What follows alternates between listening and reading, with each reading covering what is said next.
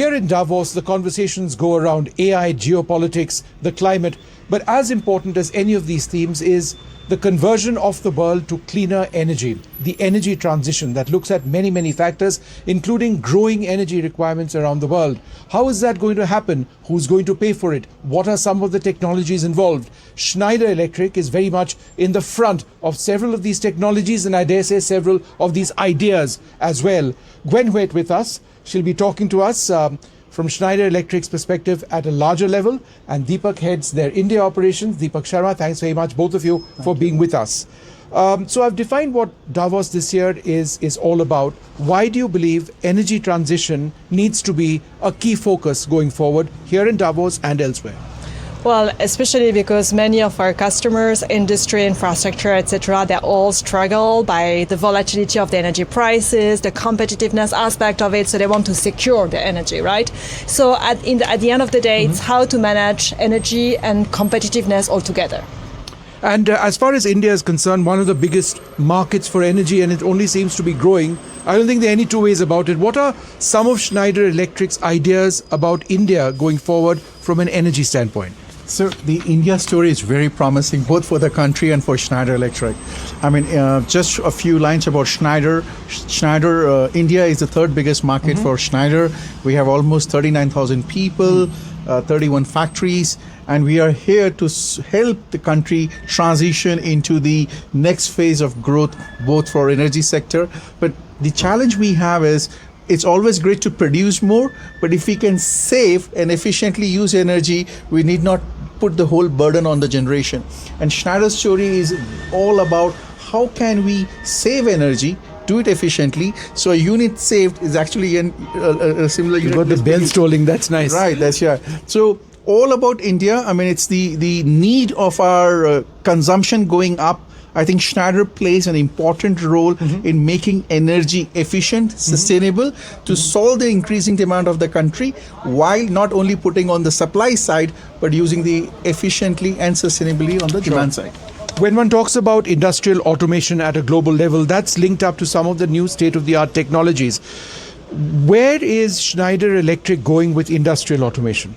Yes, great question. I think I want to rebound to what Deepak was saying. We see a lot of energy topics surrounded the automation. Why? Because many of our customers, they want to electrify. Electrify because it's the enabler for energy efficiency. And then when they electrify, they want also to automate. They want to have automated, more autonomous industries, and they want to digitize for that. So it's an enabler, I would say, of the three components: electrification, automation, and digitalization all together that will make them more resilient, stronger, and more competitive. AI and your sector and Schneider Electric, is there an interface? Well, for me, as AI, artificial intelligence is important. For me, energy intelligence is equally important, right? I mean, we can keep on producing, and this is not going to solve just producing more. I think this fundamental point comes back. First, we need to be conscious enough how do we use and how do we use efficiently. But the challenge which will also come across the ecosystem is, if you keep on producing, how do you prepare the grid stability? The grids needs to be ready to take all the feed from fossil and non-fossil. And that's why the technologies which Schneider brings about talking about grid sustainability, which is again built on data, automation of the grid, bringing that data and making it resilient, and then ensuring that the data center, for example, which is one of the powerhouse or biggest energy consumption when it comes to AI, is also built on architectures which are much more efficient. So you don't use the same level of energy because the AI will use 7 to 8 times more energy than a normal data center. So I think the equation is, how do we digitize the entire ecosystem? And this is where Schneider brings a very strong portfolio, both for supply to the grid modernization and digitization and stability, and then ensuring that we had the right solutions from end-to-end architecture for data centers. I think Deepak makes some important points. I mean, where is the energy going to come for the massive data requirements of the future? Something that has to be seamless for the entire system or the entire grid, and all of the data gets corrupted, it breaks down. Looking into the future, what are some of the solutions that you have? Well, good example is about intelligence, artificial intelligence, of course. IoT, how it can play a role. Today we use it for operational excellence by having predictive maintenance and all the analytics based on connected products.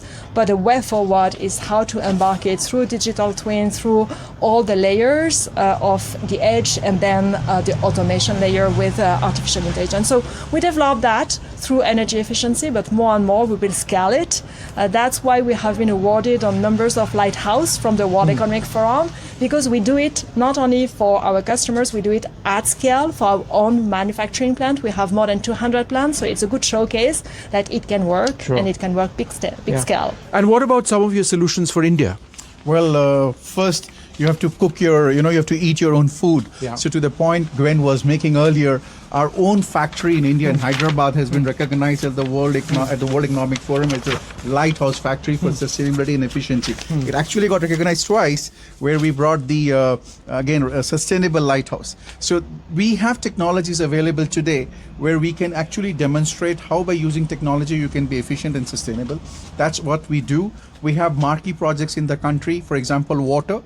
So Bhandup water project in Maharashtra, almost 22 million liters per day, is also automized and did full automation end-to-end by Schneider Electric. Be it Bihar distribution system, there are multiple. I'm not allowed to take all the names because you're of the welcome. customs. But what is very important to what Gwen was talking about, what we are working at Schneider is liberalizing the automation. We are talking about open automation. We don't want people to be stuck or locked in an ecosystem. I think the challenge today is to solve a problem, but we'll solve a problem by having everybody's skin in the game. And that's what we call developing the whole ecosystem, and open automation brings that differentiation from Schneider Electric, because everybody can contribute to solve the problem. And that's the signature of Schneider Electric when it comes to the few examples of writing together, solving the challenges. Well, you've got lots of challenges, there's no doubt about that. That's just a glimpse of what Schneider Electric is thinking about. It's all about ideas, not just the technology. But what is the future going to look like? Where is the energy going to come from? What are some of the solutions at a global level and India level? It's here in Davos that several of those ideas ultimately get discussed.